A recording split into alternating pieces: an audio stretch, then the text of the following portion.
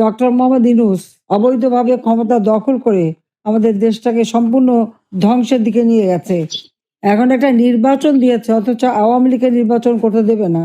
যেখানে 2008 সালে নির্বাচনে আওয়ামী লীগ 48% ভোট পায়, আর আজকে সেই আওয়ামী লীগ বা সমস্ত ভোটারদেরকে বঞ্চিত করতে চাচ্ছে মিথ্যা মামলা দিয়ে, সাজা দিয়ে, নানাভাবে হয়রানি করে আমাদের দেশের সমস্ত মানুষকে আজকে একেবারে বঞ্চিত করে দিচ্ছে। কোনো গণতন্ত্র নেই, এখন হচ্ছে স্বৈরতন্ত্র এবং জঙ্গি শাসন। তো কথায় কথায় আমাদের নেতা কর্মীদের হত্যা করে। একটা মিথ্যা বয়ান দিয়েছে 1400 লোক নাকি আমরা হত্যা করেছি, কিন্তু দেখা গেল সেই জুলাই 16 তারিখ থেকেই প্রথম ছাত্রলীগের ছেলেকে হত্যা করলো, যুবলীগের জুলাইকে পা বেঁধে ঝুলিয়ে মারলো, পুলিশকে হত্যা করলো, 460টা থানা লুট করলো, লুটের অস্ত্রশস্ত্র আবার বিক্রি করে খায়। এবং এই অবৈধ অস্ত্র এবং নিয়ে আজকে সারা দেশ একটা জঙ্গির দেশে পরিণত হয়েছে। প্রতিদিন আমাদের কারাগারে মানুষ হত্যা করছে, প্রায় 112 জনকে কারাগারে হত্যা করেছে। এই অবস্থা, মানুষের কোনো মৌলিক অধিকার নাই, গণতান্ত্রিক অধিকার নাই, মানুষের বেঁচে থাকাটাই একটা কঠিন হয়ে গেছে। জঙ্গি ইউনূস, বিএনপি এবং জামাত শিবির এদের দ্বারা ইউনিয়ন, ওয়ার্ড, জেলা, উপজেলা নেতাকর্মীদের ঘর বাড়ি জ্বালিয়ে পুড়িয়ে ছারখার করে দিচ্ছে। কথায় কথায় মানুষ হত্যা করছে। মা বাবা ভাই বোন কাউকে ছাড়ে না, এমনকি শ্বশুর বাড়ির লোকও ছাড়ে না। সবার বিরুদ্ধে মিথ্যা মামলা, হয়রানি, কেউ ঘরে থাকতে পারে না। মাসের পর মাস আমাদের ছেলেপেলেরা মানে মাঠে ঘাটে কোথায় থেকে যাচ্ছে, থাকা নাই, খাওয়ার জায়গা নাই। এই অবস্থার মধ্যে দিয়ে দেশ চলছে। এই অন্ধকার যুগ থেকে বাংলাদেশকে বের করে আনতে হবে। আমরা বলেছি আমরা নির্বাচন করতে চাই। বিএনপি সবসময় নির্বাচন বর্জন করেছে, আমরা বয়কট করি না, আমরা নির্বাচন করতে চাই। আওয়ামী লীগের উপর থেকে যে আওয়ামী লীগের যে নিষেধাজ্ঞা, সেই নিষেধাজ্ঞা প্রত্যাহার করতে হবে। আওয়ামী লীগের উপর থেকে নিষেধাজ্ঞা তুলে নিতে হবে, আওয়ামী লীগকে ইলেকশন করতে দিতে হবে। কারণ আওয়ামী লীগ এদেশের একমাত্র সংগঠন, যে সংগঠন 1949 সালে এই সংগঠন প্রতিষ্ঠিত হয়। এই সংগঠনের মাধ্যমে জাতির পিতা বঙ্গবন্ধু শেখ মুজিবুর রহমান বাংলাদেশের মানুষকে স্বাধীনতার চেতনায় উদ্বুদ্ধ করে দেশের স্বাধীনতা এনে দেন। আওয়ামী লীগ কখনোই নির্বাচন ছাড়া ক্ষমতায় যায়নি। প্রতিষ্ঠা লগ্ন থেকে এ পর্যন্ত হিসাব করে দেখা যায় যে 13টা নির্বাচন হয়েছে, সে পাকিস্তান আমলে এবং বাংলাদেশ আমলে। 9 বার আওয়ামী লীগ সরকার গঠন করেছে জনগণের ভোটে নির্বাচিত হয়ে। আর অপরদিকে ওই বিএনপি অথবা অন্যান্য দল যা আমরা দেখি, 1975 সালে 15ই আগস্ট জাতির পিতা বঙ্গবন্ধু শেখ মুজিবুর রহমানকে হত্যা করে, এই যে হত্যাকূট ষড়যন্ত্রের মাধ্যমে যে ক্ষমতা দখলের পালা, তারপরে এদেশের মানুষের জীবনে শান্তি ছিল না, উন্নতি ছিল না। অথচ একটা যুদ্ধ বিধ্বস্ত দেশ গড়ে তুলে জাতির পিতা বাংলাদেশকে স্বল্পোন্নত দেশে উন্নীত করে গিয়েছিলেন। আপনারা দেখেছেন যে জিয়া রহমান ক্ষমতা আসার পর এই জামাত শিবির, যারা পাকিস্তানি হানাদার বাহিনীর দোসর ছিল, আলবদর রাজাকার বাহিনী গঠন করে মেয়েদেরকে সেনাবাহিনী ক্যাম্পে দিয়ে তাদের উপরে নির্যাতন, ঘরবাড়ি লুটপাট, আগুন দেওয়া, পোড়ানো, এই তাদেরকে আবার রাজনীতি করার সুযোগ, ভোটের অধিকার সুযোগ দিয়েছিল। যে গোলাম আজম পাকিস্তানের পাসপোর্ট নিয়ে চলে গিয়েছিল, তাকে ফেরত নিয়ে আসা। অর্থাৎ স্বাধীনতার যে চেতনা, স্বাধীনতার যে লক্ষ্য, 30 লক্ষ শহীদের রক্তের সাথে বেইমানি করে বাংলাদেশটাকে ভিন্ন পথে নিয়ে যাচ্ছিল। আওয়ামী লীগ সরকারে আসার পর বাংলাদেশের মানুষের ভাগ্য পরিবর্তন হয়। 21 বছর পর আমরা সরকার গঠন করার সুযোগ পেয়েছিলাম। বাংলাদেশের মানুষের প্রত্যেকটা মৌলিক চাহিদা আমরা পূরণ করেছি, দেশকে উন্নত করেছি, মানুষের জীবনে শান্তি নিরাপত্তা দিয়েছি, জঙ্গিদের দমন করেছি, জঙ্গিদের হাত থেকে দেশকে আমরা রক্ষা করেছিলাম। কিন্তু সেই জঙ্গিদের সাথে নিয়েই ইনূস যে এত মিষ্টি ভালো ভালো কথা বলতো, কিন্তু সে যে একটা চোর এবং সে যে জঙ্গিদের সাথে নিয়ে চলতো, এবং 6,000 টাকা বেতনের গ্রামীণ ব্যাংকের এমডির হাজার হাজার কোটি টাকার সম্পদ, হাজার হাজার কোটি টাকার সম্পদ দেশে বিদেশে বিভিন্ন জায়গায় কোথা থেকে পেল সে? এই প্রশ্নের উত্তরটা কখনো কেউ করে না। কেন করেনি আমি জানি না, কিন্তু আজকে যদি আমি দেখি সমস্ত জায়গায় তার কোথায় না সম্পদ আছে। সেই Luxembourg, France, Germany, Italy, Spain, America, পৃথিবীর বিভিন্ন জায়গায় সে সম্পদের পাহাড় গড়ে তুলেছে। কার টাকা? কোত্থেকে পেল টাকা? 6,000 টাকা বেতনের কর্মচারী এত টাকা আসে কোথা থেকে? কাজে এরা মানুষের রক্ত চুষে খাওয়া, আর নিশ্চয়ই কোনো 2 নম্বরই ব্যবসা ট্যাবসা তার আছে, হয় অস্ত্র চোরা কারবারি, নইলে বাংলাদেশে জঙ্গিদের দমন করলাম, সমস্ত চোরা কারবারিদের সে ছেড়ে দিল। যত অস্ত্র চোরা কারবারি, জঙ্গি, সন্ত্রাসী, খুনি, তাদেরকে সব ছেড়ে দিল, ছেড়ে দিয়ে জেলখানা ভরে ফেলেছে আওয়ামী লীগের নেতা কর্মীদের। অকথ্য নির্যাতন চলছে জেলখানা আমাদের নেতা কর্মীদের উপর, ঠিকমতো খাবার দেয় না, তাদের স্লো পয়জনিং করে মেরে ফেলা হচ্ছে, তাদের উপর এমন অত্যাচার করে যে তারপরে যখন মুমূর্ষু অবস্থায় তাদেরকে হাসপাতাল নিয়ে যায়, এই মুমূর্ষু রোগীর হাতে হ্যান্ডকাপও পরিয়ে দেয়। হাতে অস্ত্র নিয়ে মুক্তিযুদ্ধ করে দেশ স্বাধীন করেছে তাদের আজকে হ্যান্ডকাপ পরায়। আর যারা এদেশের স্বাধীনতার বিরোধিতা করেছে এবং মা বোনদের পাকিস্তানি হানাদার বাহিনীতে তুলে দিয়েছে, বুদ্ধিজীবী হত্যা করেছে, গণহত্যা চালিয়েছে, আজকে তাদের গলায় ফুলের মালা ওঠে আর আমাদের মুক্তিযোদ্ধাদের অপমাননা করে, সমস্ত স্মৃতির জন্য মুছে দিয়েছে। এই তারেক রহমান 32 নম্বর আগুন দিয়ে পুড়িয়েছে। যুবদলের সেই কি রোমান হাওলাদার, সে প্রথম আগুন দেয়, এরপরে তো ইউনূসের বাহিনী আছেই, তারা যে 32 নম্বর বারবার 32 নম্বর উপর হামলা, আগুন দিয়ে পুড়িয়েছে, লুটপাট করেছে। ওর ইট কাঠেও তাদের ভয়, কোনো কিছু হলেই সেখানে আগে ছুটে যায়, সেখানে আবার আগুন দেওয়া, আবার ভাঙা, এদের ভাঙার আর শেষ হয় না। বাংলাদেশটাকে ভেঙে দিচ্ছে, দেশের মানুষের জীবনটা ভেঙে তছনছ করে দিচ্ছে। আর 32 নম্বর তো ভেঙেছে এবং মুক্তিযুদ্ধের সব স্মৃতিচিহ্ন। আর আমাদের তো কিছুই নাই। আমাদের যেখানে মানে গণভবন তো এটা তো সরকারি ভবন, কিন্তু আমাদের যা কিছু ছিল সব লুটপাট। মানে আমাদের যেখানে যা ছিল, আওয়ামী লীগের প্রত্যেকটা মানুষের বাড়ি লুটপাট করেছে। এরা লুটপাট চুরি ছাড়া আর কিছু জানে না। আজকে নির্বাচন নামে প্রহসন করে তারা ক্ষমতায় যেতে চায়, জনগণের ভোটের অধিকার হরণ করতে চায়। কাজে এই অবস্থা থেকে দেশকে মুক্ত করতে হবে। যে আমাদের কথা স্পষ্ট, আওয়ামী লীগের উপর থেকে এই নিষেধাজ্ঞা প্রত্যাহার করতে হবে, আওয়ামী লীগকে নির্বাচন করার সুযোগ দিতে হবে। আমি ডক্টর ইউনূসকেই চ্যালেঞ্জ করি, সে আসুক না, ইলেকশন করে দেখুক, জনগণের ভোট নিয়ে ক্ষমতা যাক। কাজে এ লোকটা আমাদের দেশটাকে ধ্বংসের দিকে নিয়ে গেল। তার দোসর হলো এই জিয়াউর রহমান, যেটা রেখে গেছে তার সন্তান, যে 17 বছর পর যে মুচলেখা দিয়ে চলে গিয়েছিল জীবনে রাজনীতি করবে না, 17 বছর পরে দেশে ফিরে এসেছে। আর সেই সাথে জামাত, শিবির, এনসিপি পার্টি নামে আরেকটি পার্টি, যত জঙ্গি এরা সব এক হয়েছে। কারণ তারা জানে যে আওয়ামী লীগ ইলেকশন করলে জনগণ আওয়ামী লীগকে ভোট দেবে, তাই কিভাবে সে ভোট চুরি করবে এখন সেই তালে আছে। কাজে এই অবস্থার থেকে দেশকে মুক্ত করবার জন্য আমি সবাইকে আহ্বান জানাই, এবং যে যেখানে আছেন আপনারা ওখানে স্থানীয় রাজনীতিবিদ, সরকার, তাদের সামনে তুলে ধরতে হবে যারা কত ফ্রড আর আওয়ামী লীগের নামে মিথ্যা কথা বলেছে। 1400 লোক নাকি আমি হত্যা করেছি। 1400 লোক কোথায় হত্যা করলাম? তারা বললো জাতিসংঘ আবার সেই রিপোর্ট লিখলো, অথচ দেখা গেল মাত্র 600 জনকে তারা আর্থিক সহায়তা দিয়েছে, প্রজ্ঞাপন জারি করছে 800 জনের। বাকি কারা? আর এই হত্যা তো আমরা করিনি। 15 জুলাই থেকে যত হত্যাকাণ্ড, অগ্নিসন্ত্রাস যারা করেছে সবই তো ইউনূসের বাহিনী, যে ওই জামাত, শিবির, এনসিপি সমন্বয়ক, এবং তাদেরকে ইন্ডেমনিটি দিয়েছে।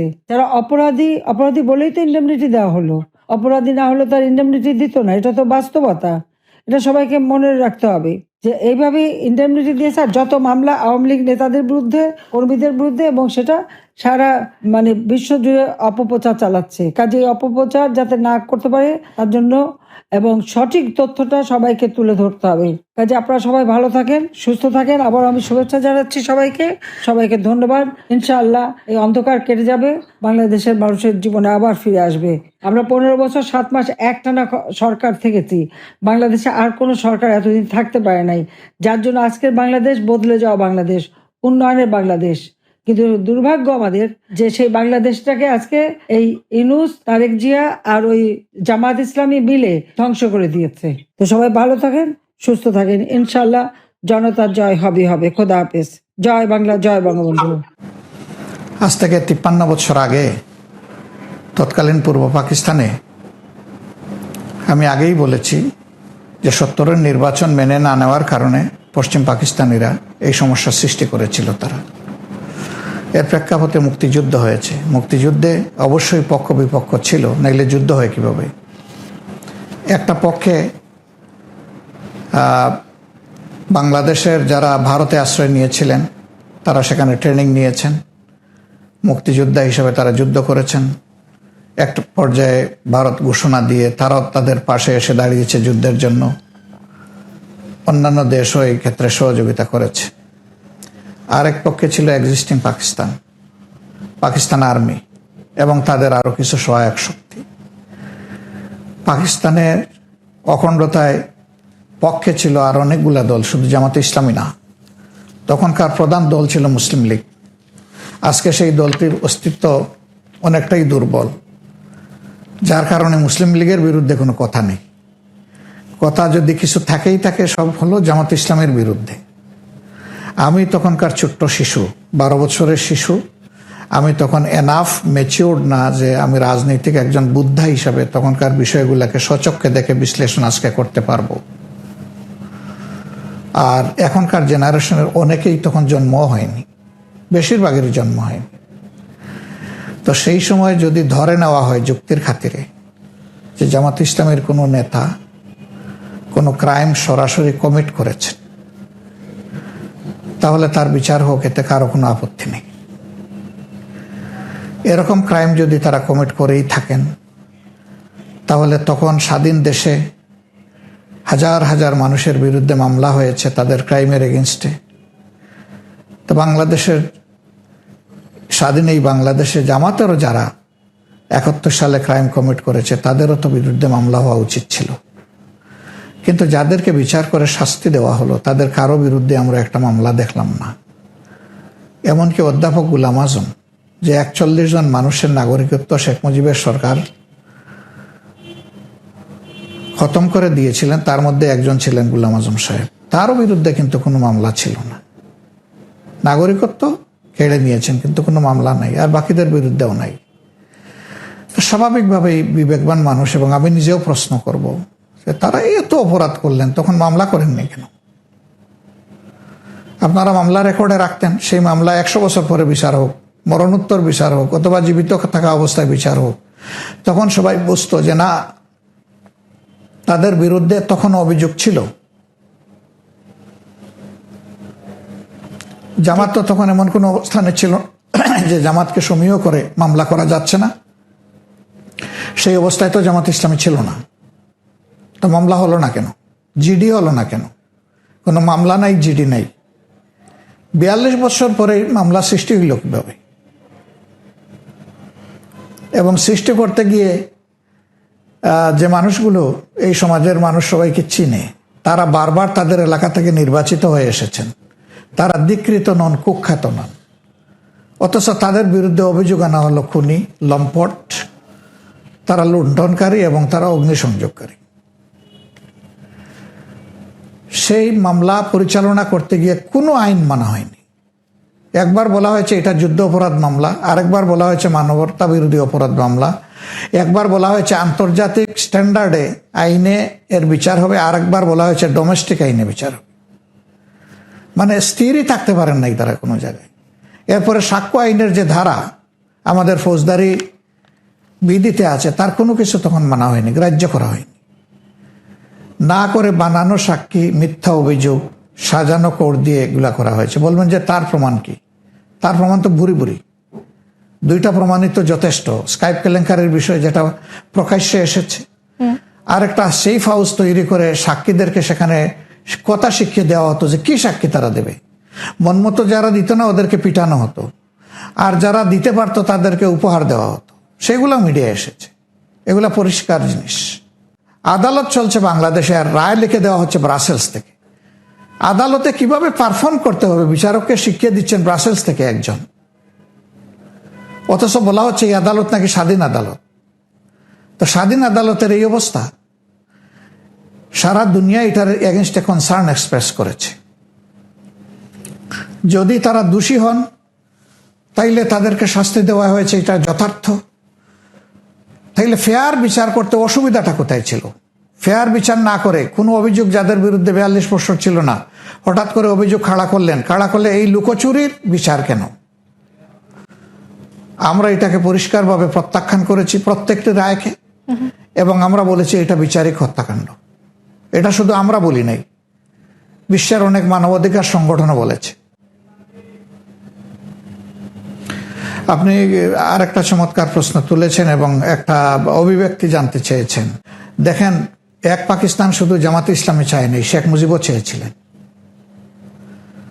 তিনি তাদের সাথে কি ডায়ালগ করেছিলেন হোটেল ইন্টারকন্টিনেন্টালে?